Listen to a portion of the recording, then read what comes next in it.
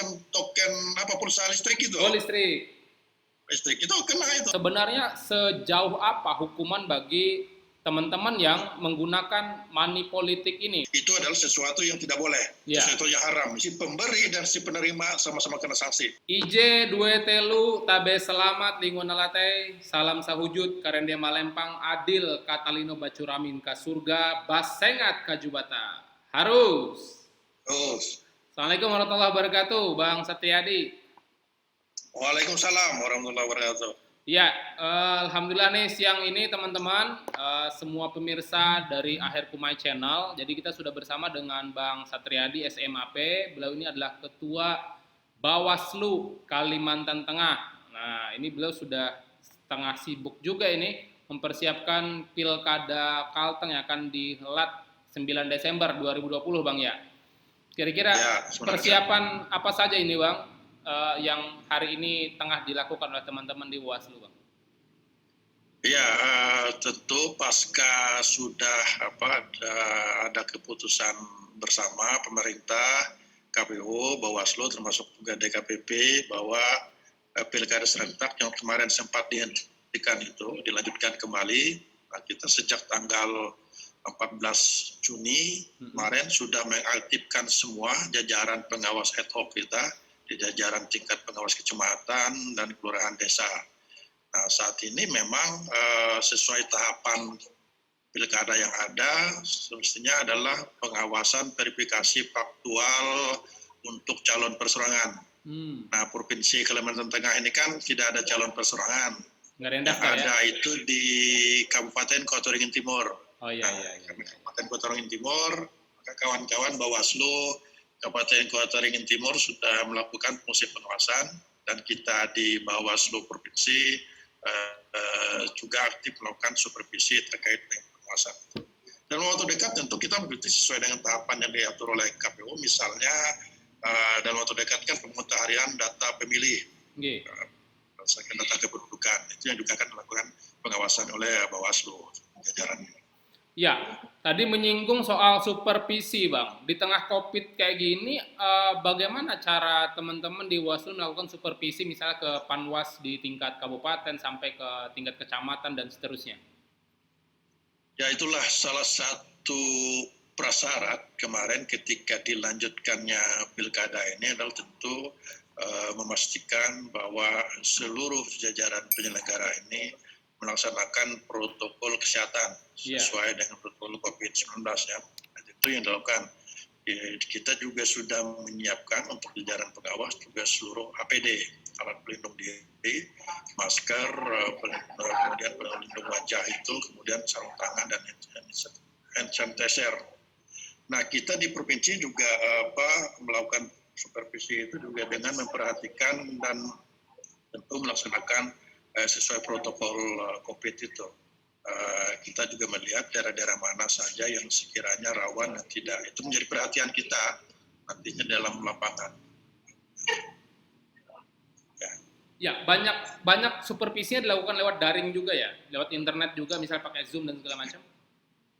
Ya, nah itulah yang membedakan sekira pilkada serentak tahun ini dari bahkan pemilu dan pilkada sebelumnya tidak pernah kejadian. Kita salah satu ini yang menjadi masuk dalam hal objek pengawasan kita terkait dengan ini, sehingga kita juga meminimalisir pertemuan langsung di lapangan sehingga memaksimalkan fungsi-fungsi daring.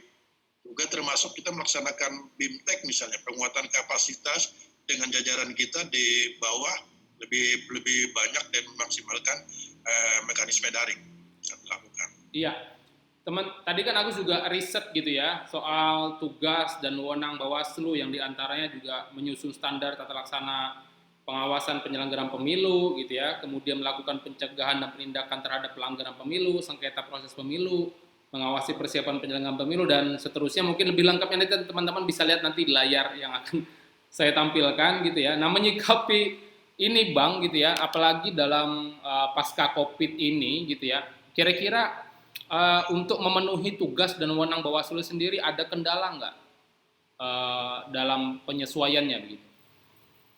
Ya, tentu adalah kalau kita bicara kendala, tentu adalah kita ini hal yang baru dan kita tidak pernah mengalami sebelumnya dari sisi itu. Kemudian juga dari sisi aspek regulasi, ini kan juga hal yang baru dan baru dan kita dalam terpetik itu kan dipaksa untuk menyesuaikan kondisi baru, kondisi COVID ini. Betul, betul. Tentu itulah yang kendala yang harus cepat kita lihat. Pertama yang memang itu tadi yang saya sampaikan adalah tentu kita akan berinteraksi dan bersinergi dengan pihak lain, dalam hal ini misalnya gugus tugas COVID-19. Nah, kita perlu tahu banyak informasi ini terkait dengan bahkan zonasi, lokasi dan sebagainya, daerah-daerah mana saja yang misalnya pandemik, yang begitu misal zona merah, hijau dan kuning misalnya.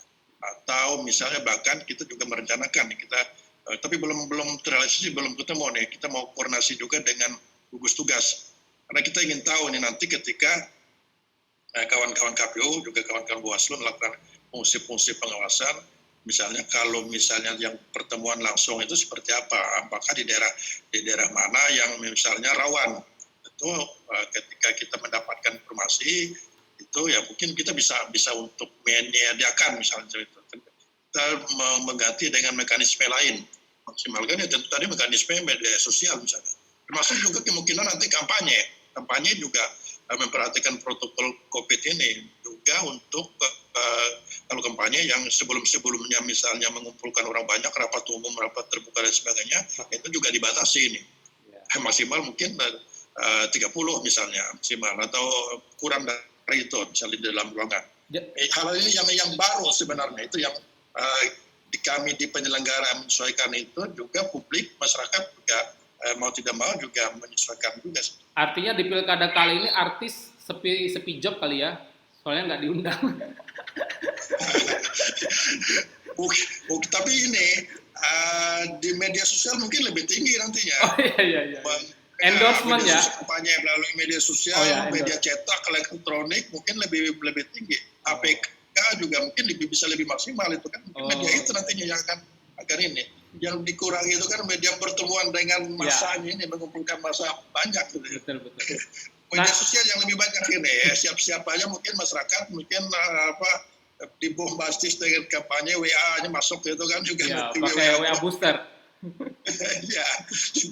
Oke Bang, ini yang kita kan dari dulu persoalan kadang-kadang dalam pemilu itu adalah soal data pemilih ya, pemutahiran data pemilih yang kadang-kadang juga dari pihak penyelenggara atau dari pihak terkait stakeholder terkait yang kadang-kadang masih tumpang tindih. Misalnya Agus pernah tuh ganda ya, karena sekarang Agus kan domisili di Kapuas, tapi di kampung lahiran Agus di Kumai itu masih dapat undangan tuh kadang-kadang untuk pilgub ataupun pilpres gitu. Nah, hal-hal yang begini gitu ya, atau ada juga orang-orang yang tidak dapat pemilih gitu ya, antisipasi dari teman-teman Bawaslu dan Sinergi dan KPU sendiri sudah ada nggak Bang soal ini? Ya, itulah sebenarnya salah satu tugas dan wewenang Bawaslu adalah kita melakukan pengawasan pemutahiran data pemilih. Ya. Itu yang juga kita awasi. Bahkan kemarin ini mungkin ini akan kita lakukan juga di Pilkada 2018, kemudian Pileg Pilpres 2019 kemarin. Kita bahkan sampai di jajaran bawah Panwascam misalnya kita membuka posko misal pengaduan atau pelaporan dari publik, dari masyarakat, misalnya ada yang tidak terdaftar atau ada yang daftar atau pindah memilih dan sebagainya. Itu kita ini kan, karena prinsip kami di Bawaslu adalah tidak boleh ada satu orang pun warga negara yang memenuhi syarat kehilangan hak suaranya. Betul, sebagai hak demokrasinya ya. Iya, haknya. Tidak boleh beranggapan itu cuma satu atau dua orang.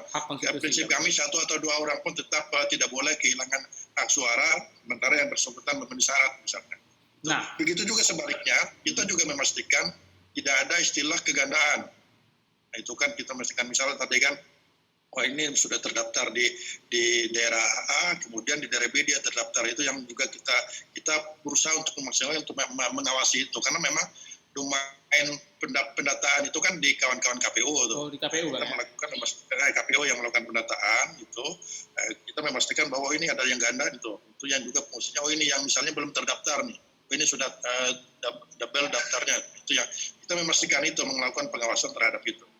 Oh iya, jadi untuk pemutakhiran sendiri itu tugasnya KPU ya, mungkin beserta dengan KPU yang dinas melakukan kependudukan dan pemutahiran itu, seterusnya ya. kita mengawasi itu, mengawasi apakah kawan-kawan KPU sudah melaksanakan itu. Kemudian itu tadi, misalnya apakah ada misalnya masyarakat yang belum terdata dan sebagainya, itu kita menyampaikan ke kawan-kawan KPU. Oke, selanjutnya Bang, ini juga kasus yang sering marak terjadi gitu ya. Soal money politik ini Bang. Nah, soal money politik sendiri kira-kira pasca COVID ini kecenderungannya bakal naik atau turun gitu ya? Karena kan mereka nggak bisa ketemu warga ya. Ya, Atau ganti pulsa kali? Kita itu kan kita tidak bisa memprediksi apa turun atau naik ya. Tapi memang soal money politik ini adalah hal yang selalu muncul setiap pelaksanaan kontestasi demokrasi ini muncul. Nah itu yang juga menjadi konsen kami di Bawaslu untuk melakukan pengawasan itu. Kita berupaya untuk melakukan upaya pencegahan dan meminimalisir terjadinya itu. Nah, ya, mudah-mudahan saja itu tidak terjadi. Dan juga mekanisme yang kita munculkan adalah pertama tentu adalah kita melakukan sebagai upaya pencegahan, melakukan pengawasan terhadap pasangan calon, tim dan sebagainya, relawan yang juga termasuk. Juga di sisi lain kita juga meningkatkan upaya sosialisasi, meningkatkan kesadaran politik masyarakat, publik bahwa itu adalah sesuatu yang tidak boleh, sesuatu yang haram misalnya dilakukan. Jadi dua sisi yang kita terus kita maksimalkan, kita lakukan itu. Di satu sisi kita melakukan upaya pencegahan melalui pengawasan, di sisi lain kita juga melakukan sosialisasi bahwa itu adalah perbuatan yang tidak boleh, melanggar hukum, dan itu memang pidana. Betul. Nah, jadi ini Bang, ini mungkin yang perlu dipertajam. Sebenarnya sejauh apa hukuman bagi teman-teman yang menggunakan money politik ini, baik itu pasangan calon ataupun relawannya? Karena kayak gini. Tapi ini kasusnya di caleg ya, di caleg, karena aku juga praktisi politik kan. Jadi pernah gitu, kalau tidak salah ada sosialisasi gitu ya, bahwa seseorang ini dia baru kena penalti, baru kena punishment kalau yang money politiknya ini langsung calegnya yang menyerahkan atau tim yang di-SK-kan oleh caleg atau pasangan tersebut. Nah, kalau misalnya timnya ini ternyata tidak masuk dalam SK, meskipun dia bagi-bagi duit nggak kena tuh. Ini benar nggak logikanya begini? Iya, ini kan ada dua sanksi dong di money politik ini kan, sanksi administrasi dan sanksi pidana. Nah, yang dimaksud dengan sanksi administrasi ini kan yang tadi yang disampaikan Agus tadi, misalnya terkait dengan itu dilakukan langsung oleh pasangan calon, kemudian tim sukses atau tim kampanye yang terdaftar di KPU itu. Nah itu kan administrasinya itu bisa sampai pembatalan sebagai pasangan calon. Nah itu administrasinya kan, karena itu regulasi. Nah pidana juga kena, yang ini tadi juga kena, administrasi dan pidana. Nah pidananya kemudian yang tidak terdaftar tadi ini kan tangkap, kemudian cukup kuat bukti bahwa itu misalnya mempengaruhi untuk mengajak memilih dan atau tidak memilih tadi, itu pidananya ada, masuk di pidananya, dia kena sanksi pidana kan, ada sanksi pidananya itu, karena kita setiap di penyelenggaraan ini ada yang namanya sentra gakumdu, ya di situ sentra gabungan hukum terpadu, kemudian penegakan hukum terpadu ada Bawaslu, aparatur kepolisian dan kejaksaan. Nah, itu yang akan kita melihat misalnya ketika ada ditemukan hal-hal seperti itu terkait money politik, keterpenuhan unsur, pasal, kemudian bukti-bukti dan sebagainya, itu pidananya jalan, pidananya pasti. Kalau administrasi itu tadi kan, administrasi bisa sampai sanksi pembatalan sebagai pasangan calon. Oke, jadi ini peringatan juga nih buat teman-teman ya, jangan money politik, ntar nanti kena pidana nih. Nah iya, Mas Agus, karena gini, untuk pilkada ini terkait dengan money politik, si pemberi dan si penerima sama-sama kena sanksi pidana. Si pemberi dan si penerima, gitu ya? Ya, nah makanya ini juga yang gencar juga kita sampaikan ke publik, ke masyarakat, saya kan hanya menerima ya. Yang menerima juga kena pidana, ini yang juga berat nih sanksinya undang-undang pilkadanya. Kan itu. Tapi gini Bang, itu untuk kan kayak gini ya. Apa perlu alat buktinya bagaimana kalau untuk membuktikan money politik ini? Jangan-jangan ntar yang tukang foto bisa kena juga dilaporin kalau tidak benar gitu. Itu gimana tuh? Nah itu yang secara apa kan tentu apa aparatur kepolisian dan kejaksaan itu kan paham lah bagaimana mengusut itu, memastikan bahwa keterpenuhan bukti tadi itu yang memang dari sejak awal ketika misalnya kita menemukan atau ada tadi laporan, langsung dari pembahasannya itu dibahas bersama itu kepolisian kemudian kejaksaan, dan juga sejak awal itu sudah dibahas itu, kemudian juga keterpenuhan unsur tadi kan pembuktian dan sebagainya. Memang kita berharap misalnya ketika ada laporan, ketika terkait dengan laporan ya, betul. beda dengan yang sifatnya temuan. Laporan kan memang ada bukti lah, misalnya terkait dengan syukur-syukur. Sekarang itu kan rata-rata masyarakat itu kan misalnya HP Android misalnya, itu kan paling gampang itu dilakukan video dan sebagainya, itu paling mudah. Kemudian misalnya ada biasanya kan ada kartu nama atau apalah, itu yang bisa menguatkan bukti-bukti itu kan cukup, apalagi kalau ada bukti uang dan sebagainya, itu semakin kuat nambah. Karena prinsipnya itu kan minimal ada dua alat bukti lah, dua bukti itu kan ada dua alat bukti yang bisa mendukung keterpenuhan unsur itu. Memang itulah Gus, terkait dengan pidana politik ini kan kadang-kadang itu sesuatu yang di pembuktiannya Sulit dibuktikan ya. Agak kesulitan di pembuktian itu. Apalagi sekarang kan Bang, bisa jadi nggak uang, bisa jadi cuman pulsa gitu loh. Pulsa 500.000 misalnya kayak gitu. Nah itu iya, karena pulsa juga bisa. Ini pernah kejadian di kawan-kawan pernah mengusut itu di Provinsi Bangka Belitung. Bukan pengisian token pulsa listrik itu. Oh listrik itu kena itu. Malah lebih mudah pembuktiannya karena ada ininya kan. Ada rekapnya ya. Itu kan ada itu. Ada lognya. Sama juga pulsa itu mungkin bisa itu nanti. Betul. Nah tuh dengerin tuh pasangan calon jangan main pulsa token ya, nggak aman. Iya. Lanjut nih Bang. Ini lanjut nih. Soal sengketa pasca pemilu kada. Kadang-kadang kan ini yang sering terjadi gitu ya. Ada pihak-pihak yang tidak puas dalam proses pilkada gitu kan, atau pemilu lah secara umum gitu ya. Nanti bakal ada gugatan dan segala macam. Nah soal ini kan pasti akan berkaitan dengan yang kita bahas tadi di atas soal data pemilih dan money politik dan seterusnya itu. Nah ini dalam mempersiapkan ini Bawaslu sendiri sudah melakukan apa Bang? Ya, ketika kita bicara sengketa sebenarnya ada dua kan. Pertama sengketa proses. Kalau sengketa proses itu kan menjadi domain dan ranahnya Bawaslu untuk menyelesaikan itu kan melalui musyawarah. Proses kan ketika pengalaman misalnya kita ambil contoh kemarin pilkada kita 2015 itu yang tertunda itu kan itu masih dianggap proses. Nah, sengketa proses itu kan proses pencalonannya misalnya yang ditolak oleh KPU atau misalnya dianggap tidak memenuhi syarat oleh KPU, itu masih ranahnya sengketa proses dan biar Bawaslu yang menyelesaikan itu. Kemudian yang kedua ada yang dinamakan tadi yang Agus katakan terkait dengan sengketa hasil.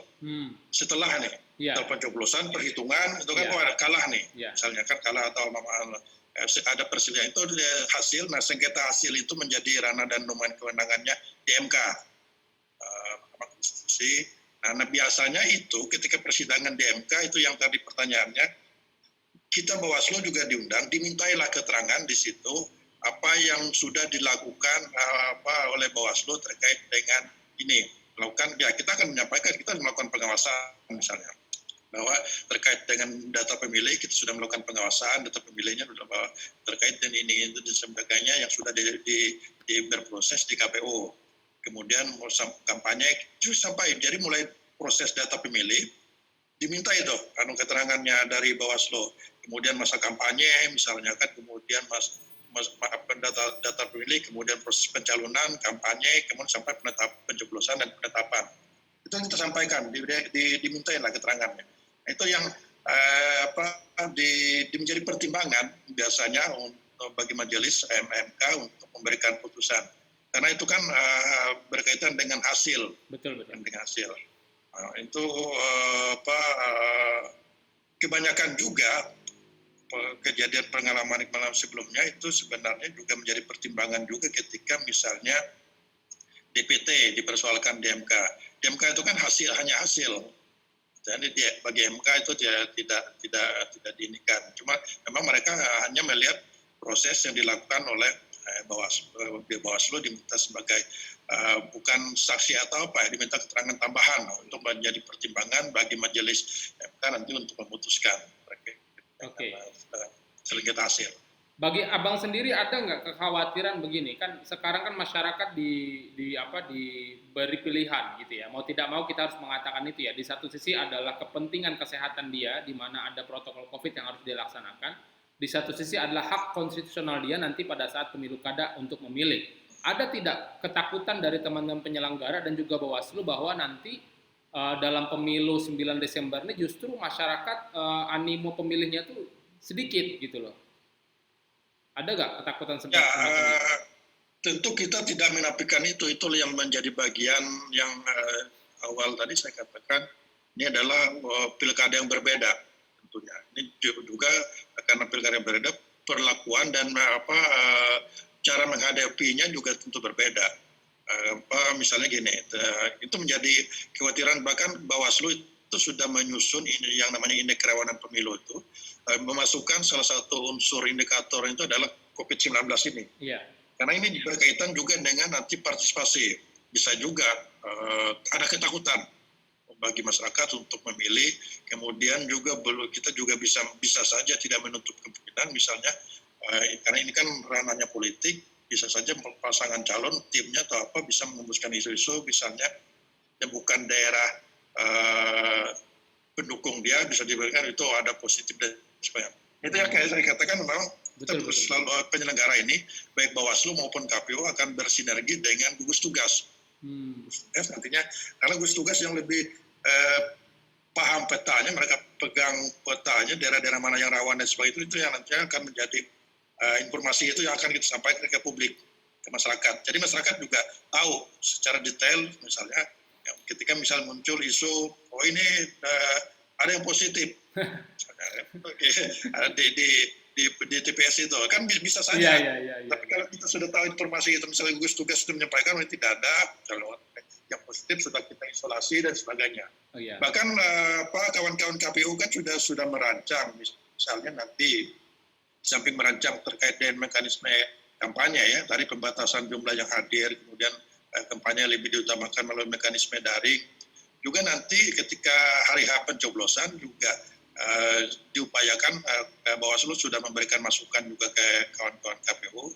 Misalnya undangan itu kan nomor 1 sampai 10, misal dari jam sekian sampai jam sekian. 11 sampai sekian dari jam sekian. Jadi ada pengaturan. Jadi tidak menumpuk ya, langsung dengan sampai itu. Kemudian juga kan tentu di TPS itu juga protokol COVID-nya kan dijalankan. Seluruh ada masker, kemudian juga disiapkan juga alat pengukur suhu tubuh. Mana di situ misalnya masyarakat pemilih yang datang itu kan selalu diukur suhu tubuhnya, yang 38 misalnya langsung dipisahkan tersendiri tempatnya, jadi dia tidak menutup diri. Jadi memang protokol kesehatan COVID ini memang dimaksimalkan kita lakukan. Nah itulah saya kira upaya untuk mengantisipasi keraguan lah di masyarakat, keraguan untuk melakukan datang ke TPS untuk memilih dan sebagainya. Namun saya kira itu nantinya itu lebih detail nanti dijabarkan di kawan-kawan KPU untuk mekanisme itu yang dilakukan. Namun kemarin kita juga memberikan masukan ke kawan KPU untuk itu dimasukkan misalnya ke peraturan KPU-nya. Sorry to say nih Bang, tapi buat teman-teman yang mohon maaf yang positif misalnya COVID ini, mereka tidak kehilangan hak konstitusionalnya kan? Juga diberikan saluran untuk ya ada kan, karena kan orang sakit itu kan tetap bisa memilih. Iya. Dengan misalnya nanti itu tadi misalnya ya langsung ke misalnya di TPS karena tadi itu misalnya suhu tubuhnya 38 terpisah ya. Kita juga menyarankan juga misalnya ada TPS khusus yang tadi itu TPS, kemudian yang kehilangan hak suara yang positif juga ada mekanismenya nanti yang diatur untuk tetap mereka bisa memilih. Artinya dalam opsi-opsi yang dipertimbangkan untuk merespon protokol COVID ini pada akhirnya anggaran juga bengkak untuk hal ini Bang ya? Nah itu juga karena prasyarat awal kan, ketika prasyarat pilkada ini dilanjutkan, maka menyesuaikan protokol COVID. Konsekuensi dari penyesuaian protokol COVID ini adalah misalnya paling sederhana kan APD misalnya, alat pelindung diri. Nah, tentu ada penambahan biaya yang sebelumnya tidak dianggarkan karena kan kita tahu nih kita minta mengantisipasi ini. Nah, itu yang juga lumayan tinggi lah secara nasional karena kita kan mengharapkan itu bisa di-handle melalui APBN misalnya. Misalnya itu tadi alat pelindung diri itu kan minimal masker, kemudian sarung tangan atau hand sanitizer, kemudian pelindung wajah itu. Face shield, ya. Nah untuk range waktu pencoblosan sendiri apakah normal Bang? Seperti biasanya dari pagi sampai jam 1 siang atau ada penambahan waktu untuk merespon kondisi hari ini? Atau dengan misalnya penambahan jumlah TPS supaya massa tidak membludak, ada nggak opsi-opsi demikian? Ya, yang sudah disepakati itu adalah penambahan TPS. Penambahan TPS. Nah itu juga kemudian itu yang juga berkorelasi juga dengan penambahan biaya juga tentunya kan. TPS. Karena kemarin itu ketika kita menyusun awalnya itu antara 500 bahkan sampai maksimal 800 pemilih di satu TPS. Satu TPS ya. Nah sekarang itu diupayakan kurang dari 500, bahkan kemungkinan bisa kemungkinan kayak kemarin pilek-pilpres yang 300. Jadi ada pengurangan memang, pengurangan jumlah pemilih di TPS, konsekuensinya adalah menambah TPS. Menambah TPS di sekitar. Jadi bagi RT yang padat penduduk bisa jadi ntar satu RT ada 2 sampai ada 3 Bang ya? Ya, yang asalnya misalnya satu TPS itu sekitar 800, lebih dari 500 pemilih kan, maksimal 800. Ya, tentu dipisah itu bisa 2 atau 3 TPS. Iya. Nah ini yang tidak kalah menarik ini Bang adalah soal politik sara gitu ya. Apalagi dengan kondisi hari ini 4.0 ya, di mana semua orang hari ini online, semua orang bisa mengungkapkan isi hatinya itu langsung lewat media sosial kayak gitu. Nah hal-hal yang demikian itu diawasi juga nggak oleh Bawaslu? Karena kan kadang-kadang netizen ini justru yang memancing keributan kadang-kadang gitu ya. Nah, kita kan hidup di zaman netizen yang maha benar ini Bang. Itu gimana soalnya kayak gini Bang? Ya, nah itulah yang juga kita kan tentu berpatokan pada regulasi misalnya sesuai ketentuan biasanya yang menjadi hal yang diawasi terkait dengan media sosial ya, misal konten media sosial yang menjadi objek pengawasan dari kita adalah ketika media sosial yang didaftarkan ke KPU. Akun-akunnya itu kan daftarkan ke KPU itu yang menjadi objek pengawasan kita. Nah lalu tentu bagaimana yang tidak didaftarkan itu kan itu biasanya itu yang lebih heboh dan sebagainya.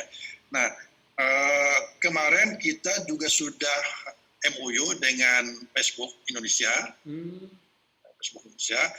karena kan yang sering dimanfaatkan ini kan media sosial Facebook ini. Betul. Kita melakukan itu. Nah kita juga melihat nanti kalau misalnya kayak pengalaman kita kemarin yang di Pilek-Pilpres 2019, ketika ada sesuatu konten atau hal yang terkait dengan isu sara tadi, pertama kita menyampaikan ke Facebook untuk dilakukan take down misalnya. Nah, bisa juga hal lain kita melihat ini karena memang isu saranya ada unsur pidananya, kita koordinasikan dengan kepolisian. Kepolisian yang akan, karena di kepolisian itu ada cybercrime-nya itu. Nah, mereka yang akan menindaklanjuti itu. Jadi tetap tentu ini tadi yang menjadi pengalihan tadi ketika sarana yang normal tadi kita kurangi, maksimalkan yang daring. Tentu juga konsekuensi pengawasannya juga pengawasan di media sosial akan kita tingkatkan nantinya pengawasan di situ. Oke, jadi kemudian ini Bang,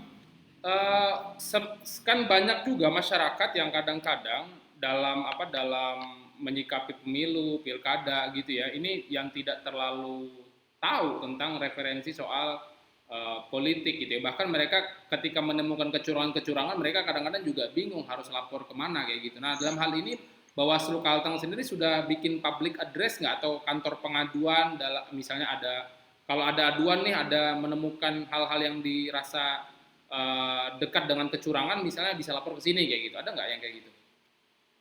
Ya, ada. Jadi gini, terkait dengan pengawasan, kita itu ada dua hal.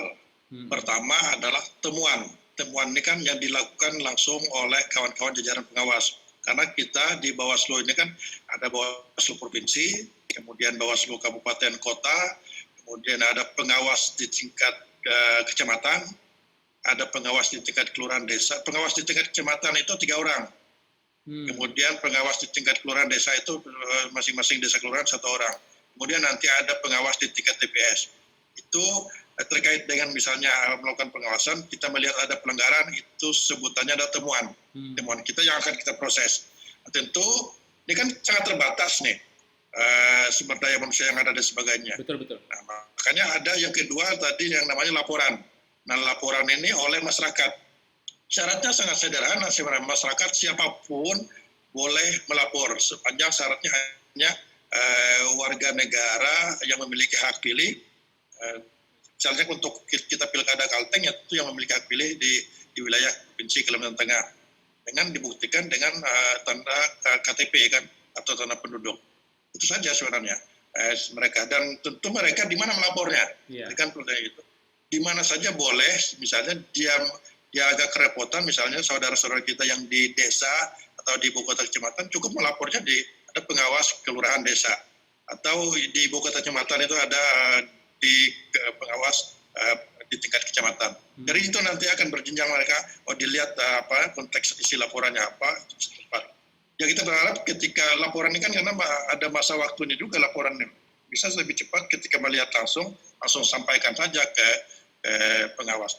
Bahkan biasanya kita membuka semacam hotline lah, berikan cepat-cepat itu informasinya. Bisa lewat WA, bisa lewat nomor yang bisa cepat dihubungi. Nanti ya jajaran kita yang di jajaran bawah itu yang bisa cepat langsung bisa melihat di situasi di lapangan, misalnya ketika ada sesuatu yang mencurigakan di masyarakat. Iya, jadi oke, ini yang yang terakhir kali Bang ya, mengenai tugas-tugas Abang ini, karena kita nanti juga pengen ulik-ulik pribadi Bang Satriadi ini gitu ya. Secara tugas pada akhirnya kan semua masyarakat akan berharap dan bergantung bahwa pilkada kali ini bisa mencerminkan pilkada yang semakin baik dan jauh lebih baik tentunya dari yang sebelum-sebelumnya, karena kita pengen tentu dalam proses demokrasi kita ini terus berkembang kayak gitu. Dan ini juga berkenaan dengan bicara integritas dan bicara bicara kemurnian hati dari para penyelenggara sendiri. Nah, untuk menjaga hal ini gitu ya, Bang Satriadi, apa yang Abang Satriadi lakukan minimal untuk teman-teman di Bawaslu, lingkup Bawaslu dan juga Bawaslu ini, apa yang coba Abang lakukan supaya teman-teman ini juga gitu ya, pada akhirnya mereka punya moral yang baik, kemudian punya integritas yang memang bagus kayak gitu untuk sebagai penyelenggara. Kayak gimana Bang? Ya, tentu adalah di samping hal yang normatif, saya katakan hal yang normatif ini kan misalnya sudah ada aturan, regulasi, larangan jaga integritas, kita kan selalu mengingatkan itu tuh. Betul. Pengawasan langsung dari kita, kemudian secara normatif lain juga di penyelenggara ini ada yang namanya Dewan Kehormatan Penyelenggara Pemilu. Di sini Dewan DKPP ini yang khusus melihat dan menerima pengaduan terkait dengan etik misalnya. Etik ini kan macam-macam. Ada jajaran kita atau siapapun baik Bawaslu maupun KPU di penyelenggara ini yang menyimpang. Entah itu karena soal integritas atau bahkan moral dan etik. Ini tetap disidangkan. Nah, untuk itu kami sangat berharap sebenarnya, karena kan kami ini adalah jajaran sampai di bawah ya, manusia yang saya katakan misalnya saya bersih atau teman saya bersih, tapi belum tentu. Untuk itu kami sangat berharap peran dan pengawasan langsung dari masyarakat. Masyarakat melihat, tolong informasikan ke kami, tolong disampaikan sekiranya melihat baik kami sendiri maupun jajaran-jajaran di tingkat bawahnya yang melakukan pelanggaran misalnya. Integritasnya diragukan, atau netralitas dalam ini diragukan, netralitas keberpihakan dan sebagainya. Karena itu juga ini menjadi harga mati bagi kita terkait dengan netralitas. Karena salah satu syarat kita merekrut pengawas kemarin adalah misalnya tidak berafiliasi ke partai politik. Karena netralitas nanti kemudian juga tidak pernah menjadi tim kampanye bahkan. Itu kan menjadi tracking kita melihat untuk melakukan. Itu bukan kita antisipasi dari partai politik dan sebagainya, ini untuk membatasi menguatkan fungsi netralitas tadi aja sebenarnya. Bahkan sebenarnya sangat juga menyarankan untuk membatasi misalnya pergaulan ketemu langsung dengan misalnya tim sukses nanti kan ketika itu ada dan sebagainya. Itu sangat dibatasi. Gitu ya. Sangat dibatasi itu yang juga menjadi hal-hal yang terberat juga bagi penyelenggara sebenarnya. Secara kualifikasi berarti aku sudah nggak bisa nih jadi ya, anggota Panwas. Kalau kopi di KP misalnya cuma berdua itu sudah tidak bisa lagi. Oke. Misalnya berhubungan. Nah ini buat teman-teman nih ya, buat teman-teman yang nonton ini yang juga nggak tahu mungkin sejarah Bang Satriadi. Jadi saya kenal Bang Satriadi ini justru saat saya masih mahasiswa dan beliau ini masih aktif di organisasi pemberdayaan Walhi waktu itu Bang Ya gitu ya.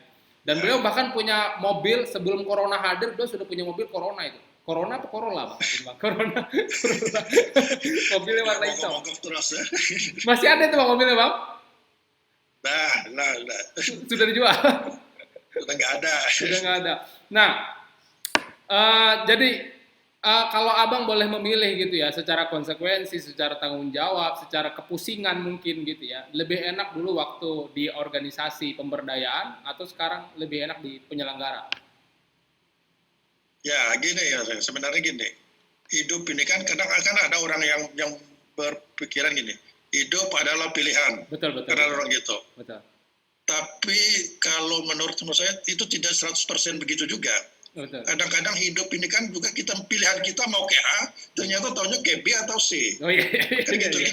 Kita tidak kadang-kadang kan gitu tuh, yang pilihan kita tidak sesuatu yang kita pilih itu sesuai sebenarnya. Ada yang juga menyimpang. Bisa saja misalnya yaitu tadi, saya ini kan kuliahnya di ekonomi. Betul. Semestinya kalau mau linear, mau pilihannya kan jadi bisnis misalnya, pedagang atau apa. Tapi kenyataannya malah Bawaslu. Iya. Begitu juga perjalanan awalnya. Saya kan di Wahana Lingkungan Hidup Indonesia, Walhi, Kalimantan Tengah dulu. Iya. Karena dulu aktif juga di LSM. Sebelum ke KI Bang waktu itu Bang ya? Ya, di Walhi pernah jadi direktur eksekutifnya satu periode di LSM di situ. Kemudian juga sempat sebentar juga mampir di wartawan. Kan gitu.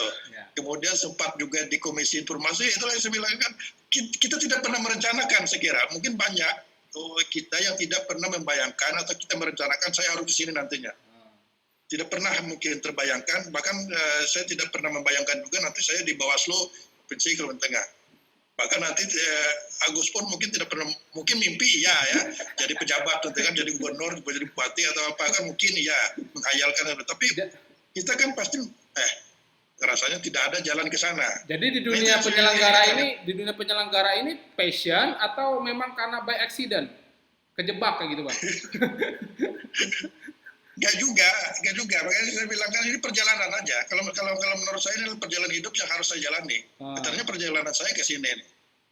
Memang perjalanan saya ke sini kan harus saya jalani. Ya. Nah, ketika perjalanan saya di sini maka konsekuensinya adalah saya bertanggung jawab terhadap aktivitas kegiatan saya saat ini. Oke. Nah itu ternyata juga ya itu tadi konsekuensinya kan itu banyak tuh. Ketika saya di Bawaslu tentu saya harus membatasi pergaulan sosial saya banyak. Karena di undang-undangnya mungkin publik juga perlu tahu di Undang-Undang 7 2017 terkait dengan Bawaslu ini tidak boleh ikut organisasi kemasyarakatan yang berbadan hukum dan tidak berbadan hukum. Jadi saya sejak dilantik di Bawaslu itu sudah mundur semua tuh. Organisasi apapun tidak ada, tidak boleh. Di undang-undang seperti itu. Itu kan secara tidak langsung juga membatasi aktivitas sosial kita. Betul. Nah itu aktivitas sosial juga membatasi aktivitas pergaulan. Ya tadi itu, misalnya saya tidak boleh ketemu langsung dengan pengurus partai politik atau apa yang berduaan atau ngobrol, nongkrong sampai apalagi tengah malam misalnya di warung kopi, tidak bisa. Dan itu kan kita selaku makhluk sosial saya punya banyak teman, mana-mana.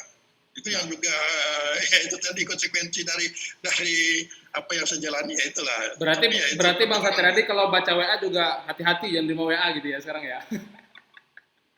Iya, kalau WA kan kadang-kadang masuk nih nomor kan kadang-kadang berkeliaran ya. Oh ya, kadang-kadang juga WA ini kan kalaupun menjawabnya kadang-kadang normatif tuh, bisa kadang-kadang ya oke, apa itu kan.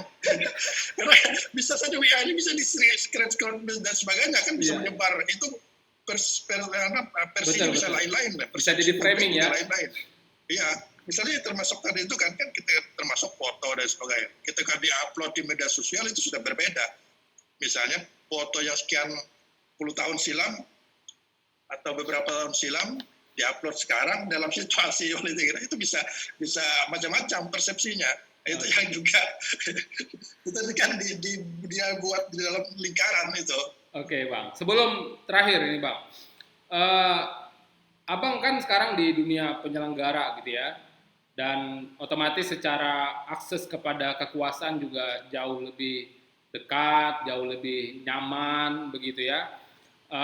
Banyak juga kan kadang-kadang orang dari KPU dia langsung jadi caleg. Ada juga yang kemarin ketua KPU kemudian sekarang jadi ketua partai, misalnya kayak gitu ya. Nah, Bang Satriadi kepikiran nggak pengen misalnya satu waktu boleh deh kayaknya nih masuk ke partai politik atau ikut juga di jalur politik kayak gitu? Ada nggak pikiran ke sana? Iya, saya kira semua orang itu normal ya, punya pikiran ya. Betul. Punya pikiran, mau arahnya kemana itu karena saya selalu katakan, karena pada prinsipnya kita ini kan makhluk sosial, makhluk politik sebenarnya. Betul. Karena juga terkait dengan ranah-ranah politik itu, makanya kita ketika orang itu kan meskipun dia masyarakat kita yang biasa itu ketika bicara politik belum ada kadang-kadang antusias. Menurut saya itulah naluri alamiah, naluri politik manusia itu kan memang ada. Nah, namun sampai saat ini mungkin besok saya masih belum kepikiran. Misalnya ya kalau bahasa terjun ke politik atau apa masih belum kepikiran. Fokus dulu ke tugas yang ada, Bang ya.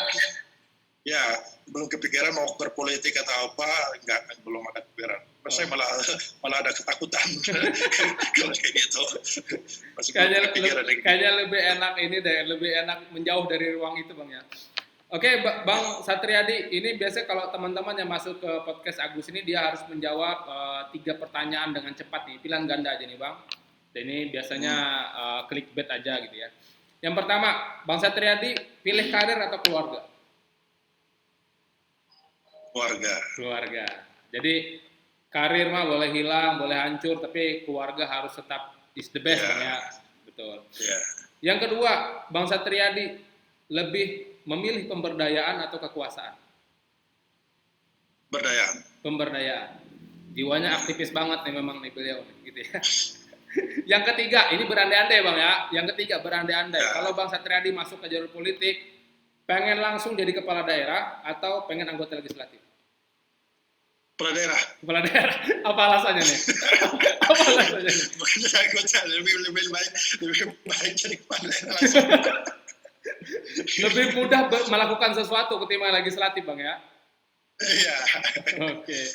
Oke, makasih Bang Satriadi atas bincang-bincangnya siang hari ini.